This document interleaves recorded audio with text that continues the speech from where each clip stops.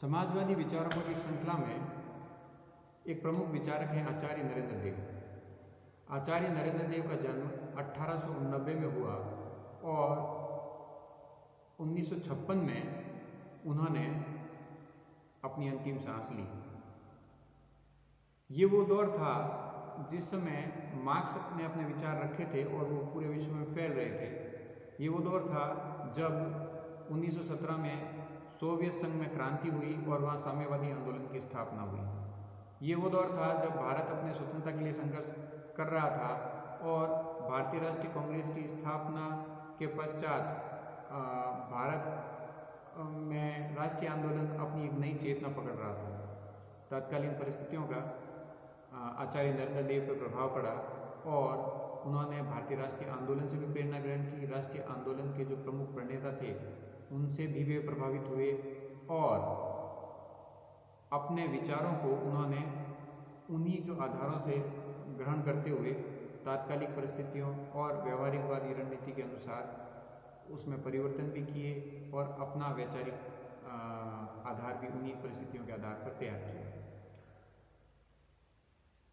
आरंभ में वो तिलक और डॉक्टर महर्षि अरविंद के विचारों से काफ़ी प्रभावित थे और धीरे धीरे जैसे रूस में क्रांति हुई, सोवियत संघ में क्रांति हुई और उसके पश्चात वहाँ साम्यवाद का विस्तार हुआ और विश्व में समाजवादी और साम्यवादी विचारधारा का फैलाव बढ़ने लगा, तो वो उससे प्रभावित हुआ। और उसके पश्चात 1934 में कांग्रेस में अखिल भारतीय कांग्रेस समाजवादी दल की स्थापना कांग्रेस के भीतर ही हुई थी, तो उसका सभापतित्व उन्होंने किया।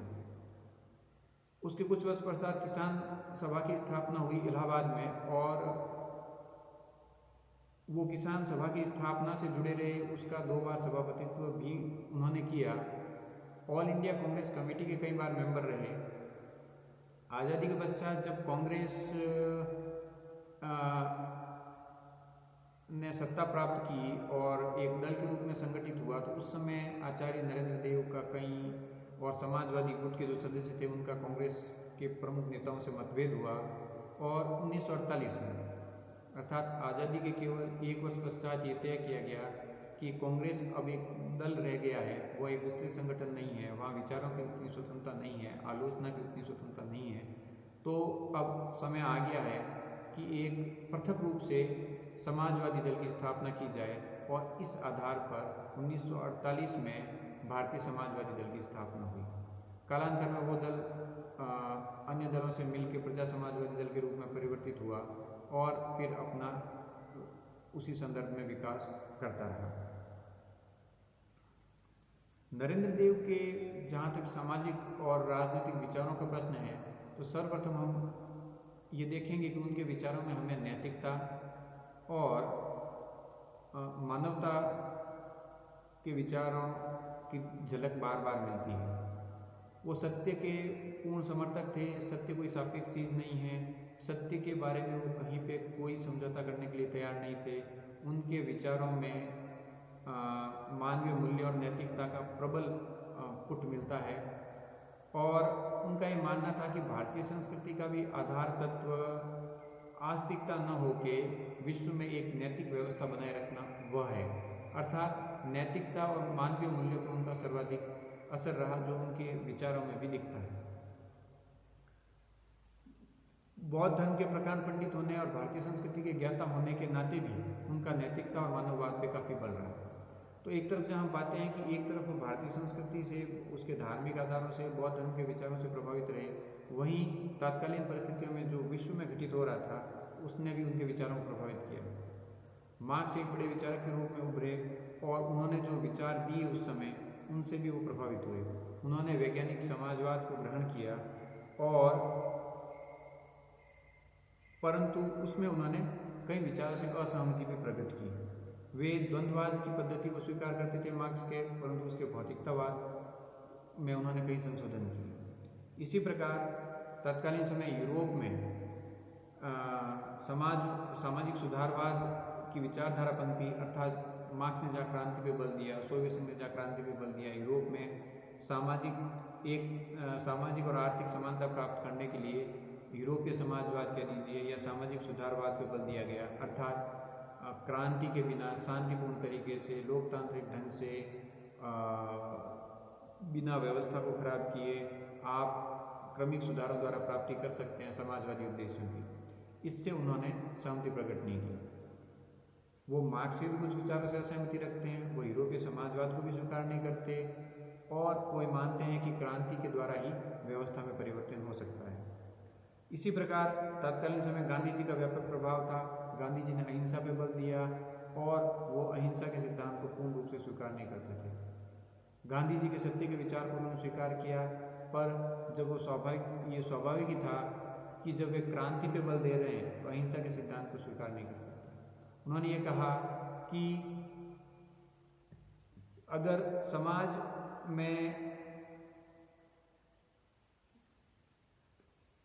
समानता स्थापित करनी है तो उसके लिए क्रांति आवश्यक है और अहिंसा की प्राप्ति केवल सामाजिक और आर्थिक रूप से समानता स्थापित होने वाले समाज और वर्गहीन समाज में ही हो सकती है। तो जब तक वर्गहीन समाज स्थापित नहीं हो सकता तब तक अहिंसा की प्राप्ति नहीं हो सकती और वर्गहीन समाज की स्थापना क्रांति के माध्यम से हो सकती है, अर्थात अहिंसा के सिद्धांत की प्राप्ति वर्गहीन समाज ही है। तो जो साधन है वो अहिंसक नहीं हिंसक भी हो सकते हैं, इसका वो कुछ हद तक समर्थन करते हैं।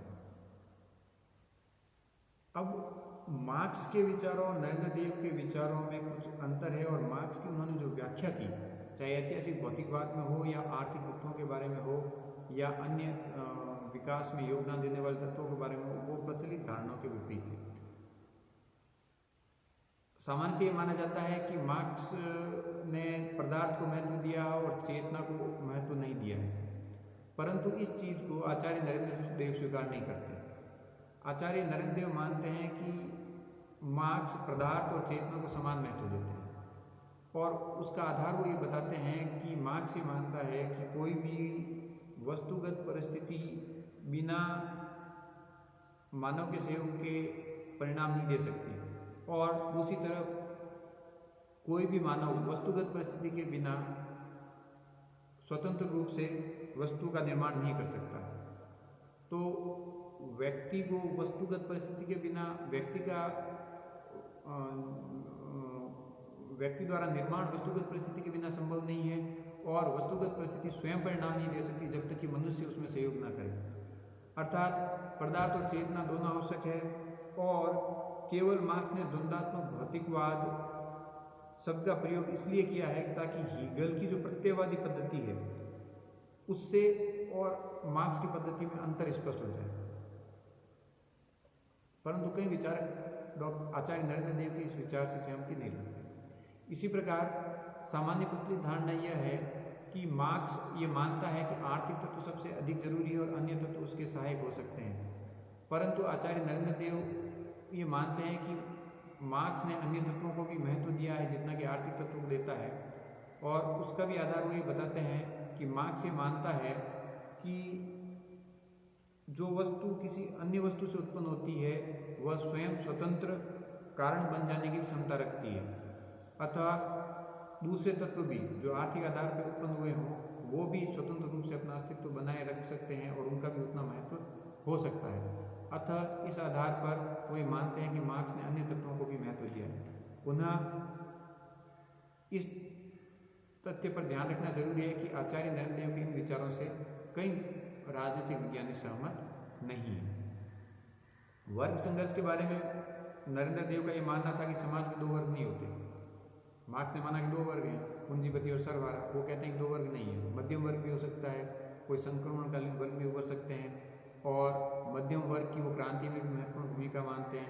अर्थात इस वर्ग संघर्ष की अवधारणा में भी, हालांकि वर्ग संघर्ष को स्वीकार करते हैं, परंतु वर्ग संघर्ष की अवधारणा में भी जो दो वर्ग हैं, मार्क्स के अनुसार दो ही वर्ग हैं, उसको वो स्वीकार नहीं करते। इस दृष्टि से वो बुखारीन के समीप आ जाते हैं जो दो से ज़्यादा वर्गों का सिद्धांत को मानता है। अब वर्ग संघर्ष की अवधारणा को स्वीकार करने के बाद वो मानते हैं कि आर्थिक आधार और वर्ग चेतना जागृत करके ही राष्ट्रीय संघर्ष को जोड़ के ही समाजवादी आंदोलन की प्राप्ति की जा सकती है। लेनिन से वे एक दृष्टि से सहमत हैं। वो ये मानते हैं कि लेनिन ने जो माना था कि क्रांति सर्वप्रथम उन देशों में नहीं होगी जो औद्योगिक दृष्टि से सुदृढ़ है, या जहाँ पूंजीवाद जहाँ ज़्यादा सक्रिय और औद्योगिक दृष्टि से ज़्यादा मजबूत है। उनके अनुसार क्रांति वहाँ होगी जो साम्राज्यवादी दृष्टि से सबसे कमज़ोर देश है। क्रांति वहाँ होगी और उसके बाद उसका फैलाव अन्य राज्यों में और राष्ट्रों में हो सकता है। और इस क्रांति में श्रमिक वर्ग अग्रणी भूमिका निभाएगा, वह हरावल दस्ता होगा, और किसान और निम्न मध्यम वर्ग उसके सहायक के रूप में होंगे। अब भारत के संदर्भ में अगर उनके विचारों का अध्ययन करें हम, तो भारत में जो तत्कालीन परिस्थिति थी उसके संदर्भ में आचार्य नरेंद्र देव का मानना था कि राष्ट्रीय आंदोलन से जुड़कर समाजवादी उद्देश्यों की प्राप्ति की जा सकती है। अतः जो भी श्रमिक वर्ग है, किसान वर्ग है, उसको राष्ट्रीय आंदोलन में जुड़ना चाहिए जो कांग्रेस के नेतृत्व में चल रहा है।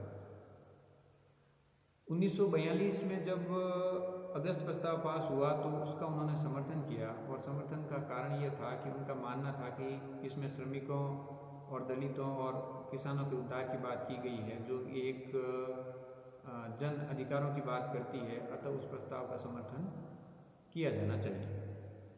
अब नरेंद्र देव मानते थे कि भारत में न केवल राजनीतिक गुलामी है परंतु आर्थिक गुलामी भी है।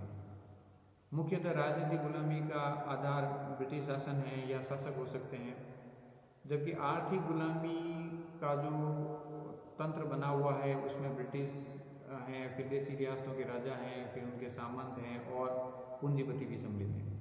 तो इन सब के इस गुटबंदी के कारण एक जटिल ग्रुप या संगठन तैयार हो गया। उसका मुकाबला करने के लिए ये विस्तृत क्रांति की आवश्यकता है, अन्यथा ये जो गुट या तंत्र तैयार हो चुका है ब्रिटिश शासक और सामंत और फिर पूंजीपति का, ये टूटेगा नहीं। और उसके लिए प्रबल क्रांति की आवश्यकता है, और प्रबल क्रांति के लिए जन चेतना की आवश्यकता है। और जनमानस में चेतना जागृत करने के लिए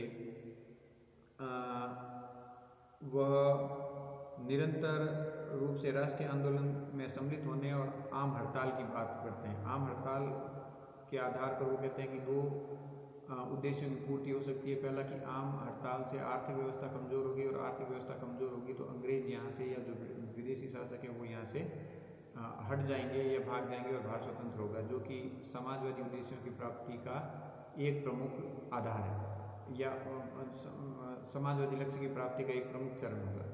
उसके पश्चात वो कहते हैं कि जो राष्ट्रीय आंदोलन चलेगा उसका एक लाभ यह भी होगा कि एक नवचेतना जागृत होगी कि जब ब्रिटिशों को हमने भगा दिया या हमने जो साथी संघर्ष किया उसमें हमको इतनी सफलता मिल गई और सरकार को झुकना पड़ा, तो वो उनके आगे की क्रांति के लिए मार्ग प्रशस्त करेगा। सामाजिक क्रांति और राष्ट्रीय क्रांति या आंदोलन को और बढ़ावा देने के लिए वो शिक्षा की महत्वपूर्ण भूमिका मानते हैं।